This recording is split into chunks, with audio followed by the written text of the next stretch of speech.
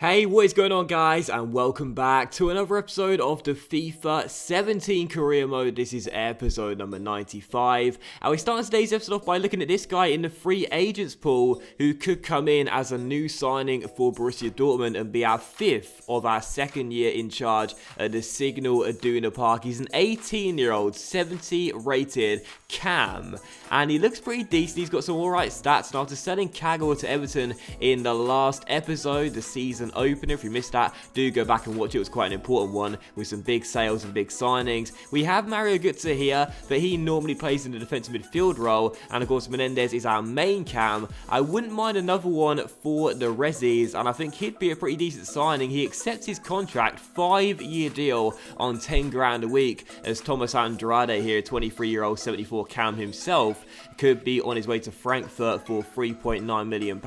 This is the guy, Jose Angel Company Vibes, or Views if you will, valued at £2.5 million, and as you can see, he has potential to be special as well. So what a way to start today's episode off, making a new signing, our fifth of the window so far, an 18-year-old Spanish cam who has the potential to be special. What an absolute bargain, coming from the free agents pool. He'll play all down the spine in that the central midfield role, in the cam, DM and also CM role too. He looks really decent, and I think as a free agent signing, that's a brilliant addition to our squad right there, because he may not get too many minutes in the first couple of seasons, but potential to be special coming from the free agents pool. That's what I'm talking about, and that's why year after year you guys need to make sure you always check the free agents pool just in case there's a player like that. So Vibes or Views, Company Vibes or Views comes in, and I'm really happy with that being our fifth signing of the season so far.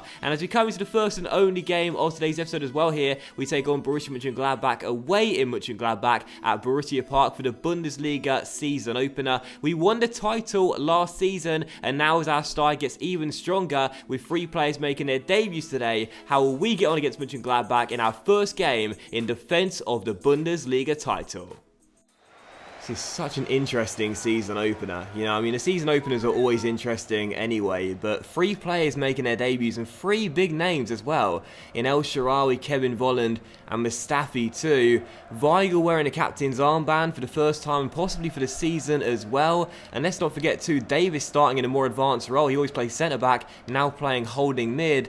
This is going to be such an interesting test for us, this new look Dortmund side. What can we do? As Luba finds Aubameyang through towards Diego, and Diego goes for goal, and there's one certainty, that's for sure this season, that Diego Menendez is playing for that captain's armband, whilst also carrying on his form from last season into this one. Our best player last year by far, our second highest goal scorer, receives it from the top scorer of the division, and fires the ball into the back of the net. Aubameyang getting that golden boot this last season. Menendez wants it this year, and that's the way to start. First chance in the season opener. Diego Menendez firing us in front. 1-0 Dortmund. Get in.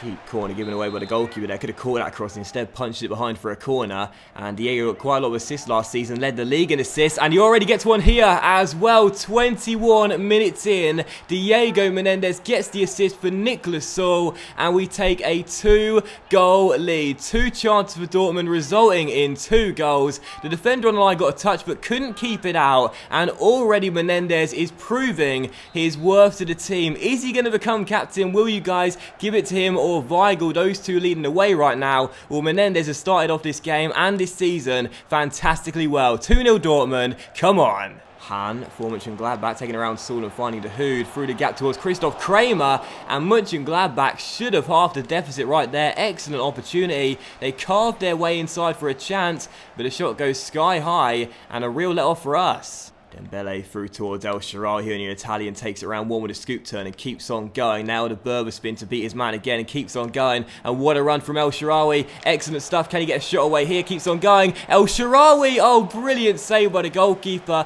What a run from our new Italian. But a great stop by the Mönchengladbach shot stopper. Keeps the score at just 2-0. But for how much longer, as they fail to deal with the cross, and Aubameyang shot is blocked and they escape.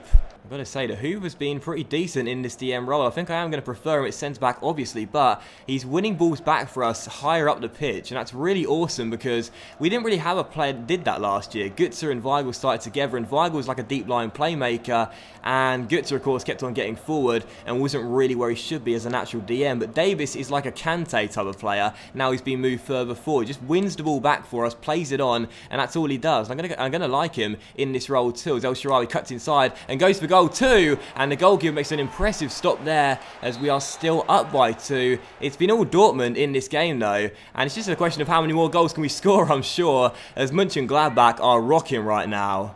Here's Schick for Mönchengladbach through towards Castillo, and a good through ball towards Lars Stindl here inside the area. Tar comes across but can't deny the cross, and Mönchengladbach have got themselves 1 goal behind us now, 2-1, and a nice little goal there. Hand with the finish in the centre. Michael Muller stood no chance. Our clean sheet is gone. It's a nice volley, a nice cross, but with 3 centre-backs, I always feel that if you can't mark up 1 player in the area, there's something going wrong. A lack of concentration maybe, not entirely sure.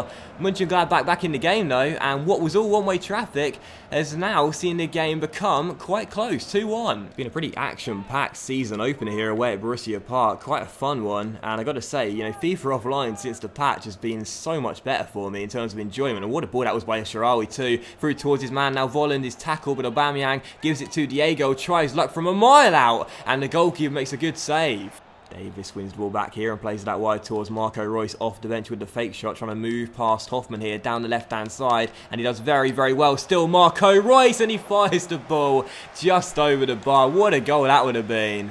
And there it is, it's all over. Borussia Dortmund winning on the opening day, beating Mönchengladbach away by 2-1, and a pretty impressive performance once again from Diego Menendez. Is he going to become the captain? Will Weigl keep holding the armband after his first game wearing it? Who knows, but what an impressive start for us as we get the 3 points. Mönchengladbach did half the deficit in the second half, but for the most part we were in control. They only recorded 1 shot on target, and that was their goal, but for us we probably could have scored 1 or 2 more in this game. A great performance and a really impressive opening day win. And to end the episode off as well, we are going to take a look at transfer deadline day live. But to be honest, I don't really predict us doing anything. We've got about £19 million left in our budget, and we spent £80 million this summer so far. Of course, mainly on Volland and Mustafi. Well, that's where all the fees gone, really, on those 2 players. I don't really see the point in us signing anyone else, though. I really like the team as it is right now, so I think we'll probably just go straight through this day.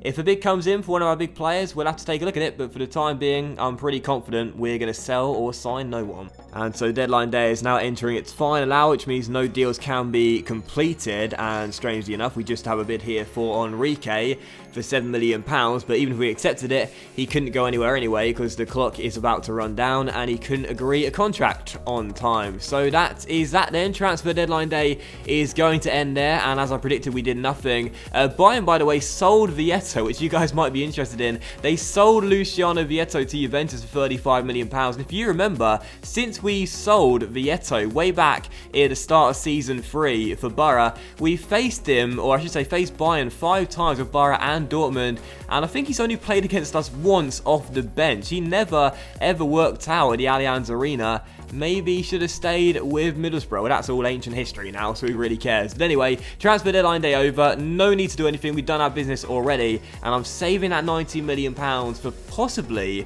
a big move in January after maybe 1 or 2 sales. More on that in a future episode.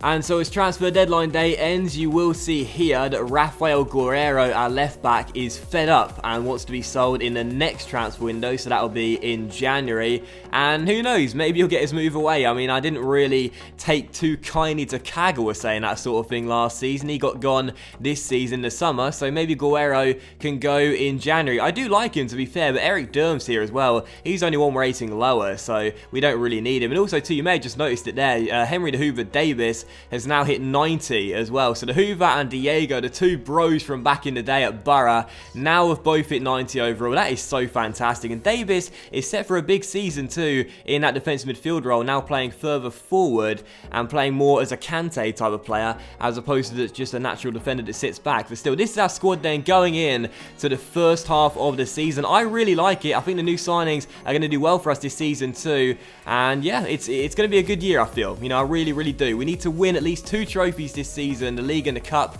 and I believe we can. And that will end today's episode of Career Mode as well, guys. So a massive thank you for watching. I really hope you have enjoyed it. If you have enjoyed today's episode of the FIFA 17 Career Mode, then please do leave a like, as likes are, of course, very much appreciated, and they really help the channel grow as well. Much love to you all. Have a fantastic day, and I will see you for the next episode of the FIFA 17 Career Mode very soon.